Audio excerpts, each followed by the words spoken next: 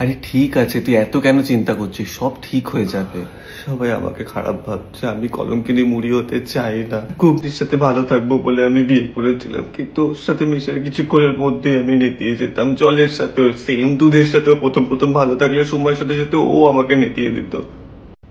আমি জাস্ট একটা ভালো পার্টনার খুঁজছিলাম যে আমাকে নাটাবে না। আমি মুড়ি, I suppose to be crunchy. আচ্ছা আমার চুলটা ইজ গুড, বাট ও মাঝে মাঝে পেঁয়াজ দিকে ডাকতো আমাদের সাথে মেশার জন্য, তিনজনে একসাথে। মাঝে মাঝে তো শসা দা, গাজর দা, টমেটো বৌদি সবাইকে ডাকতো, সবাই একসাথে একই পার্টিতে। কেউ ধোয়া তুলসী পাতা নয়। ঘুগনিও সেম কাজটা করতো, ঘুগনিও পেঁয়াজ দিকে ডাকতো, দুধেরও বাইরে কনফ্লেক্সের সাথে ব্রেকফাস্ট ব্রেকফাস্ট খেলা চলছিল। এখন সব দোষ শুধু আমার। I was just confused, just খুঁজে বেড়াতাম কার সাথে থাকলে একটু বেশিক্ষণের জন্য ক্রাঞ্চে থাকবো, কার সাথে থাকলে নিতে যাওয়ার আগে একটু বেশি সময় পাবো জীবনটা বাঁচার। That's it. কনফিউজড? কি অদ্ভুত না? আমার সাথে থাকলে তুই সারাক্ষণই ক্রান্তি থাকতিস, মনে আছে?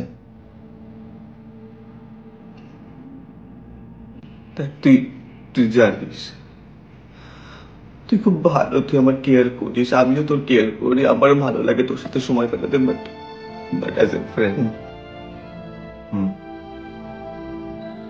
চাটনিকে হ্যাঁ বলে দে, তোকে আর চাটনিকে মানায় একসাথে। তুই বল, তুই কি করবি এখন? কোথায় যাবি? আসছে একজন পিক করতে আমাকে, দেখি কি করা যায়। কিন্তু আমি একটা জিনিস বুঝতে পারছি না, এরা সবাই একই সময়ে একই জায়গায় পৌঁছালো কি করে? এটা আমিও ভাবছিলাম।